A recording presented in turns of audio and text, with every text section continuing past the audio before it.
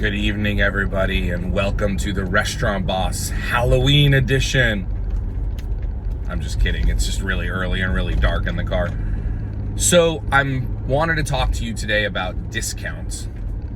We're doing some final touches on the new release of Click Bacon, which is going to be so freaking awesome. Like, I wish I could just turn it on and get it out right now, because it is so cool. Like, what we've learned over the last 10 years on Click Bacon and what we've added with the just use of AI and the access that a small company like ours can get with good developers and technology. Like, what we can do is unbelievable. I am 100% confident and never been more confident. I've always believed that Click Bacon is a very easy to use, phenomenal tool for independent restaurant owners. You know, what I've always said is 1 to 5 units, 1 to 5 million. I think our new version expands that a little bit. But if you're an independent operator, if you're operating less than 10 restaurants, but really we're designed for that 1, 2, 3 unit that's just getting started and wanting to get more information and make better decisions and start using a budget and start, like, for the first time knowing what is my food cost and just logging in and knowing, like, what is my labor cost? What percentage of discounts am I giving based on sales? Like, you'll know all that instantly, and you don't have to use $500 a month tools and count your inventory. Anyways, it's not what this video is about. It's about discounts. But the reason this came up is I was on a call. It's very early today. In case you don't know, it's about 6:15 right now. I'm heading to downtown Austin to meet with a client from Europe who's in town for the Formula One race at Austin. So we're going to have a quick meeting here in person.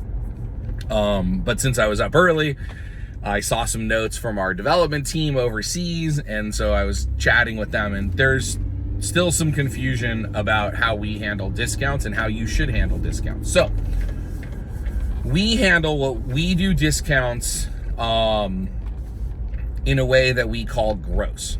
And what that means is we don't necessarily discount per sale. Like, we don't provide discounts at food, beer, wine, liquor, because most POS systems can't do that. And what we do is we just look at discounts as an expense. So we bring in sales at 100%. We don't bring in sales at like 103 or 104% like some people do and then discount it out. And we don't discount it down and then count that as 100%. And here's why. If I'm your chef, let's just use this as an example. Now, this goes through to bar or to any department, but usually you're going to have like a bar manager who handles all the beer, wine, liquor, and a chef who handles food. You might just have one person who handles it all, a general manager, however you do it. But the point is, let's just say I'm your chef. Let's just use an easy number. Let's say that we do $100,000 in sales, and we're targeting a cost of goods sold of 30%. Let's just keep it easy. Let's do it easier than food. Let's just do cost of goods sold in total.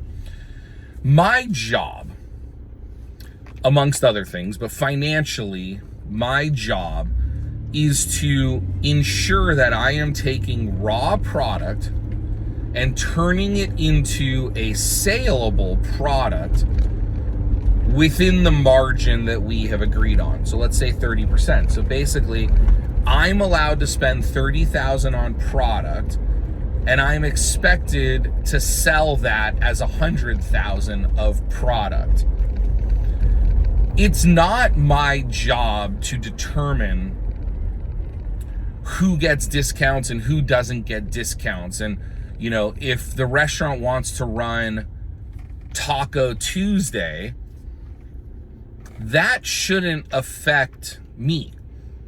If you do 50% off of tacos on Tuesday, I shouldn't get less sales dollars because of the discount to play with. I can't serve the same taco on Monday at a 30% cost of goods sold And then if you only give me half of those dollars on Tuesday, you can't expect me to keep a 30% cost of goods sold on that. I designed that taco based on our normal selling price. Now you as the owner went ahead and discounted that taco 50%. Now I'm okay with that. I think that's great if you want to do that, but don't punish me as the chef for your discount.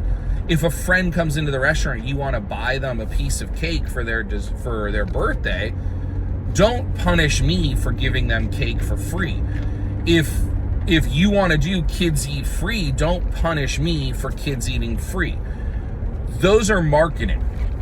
So the point is, if you lower my revenue to sales by discounting all that stuff, then my cost of goods sold goes up artificially.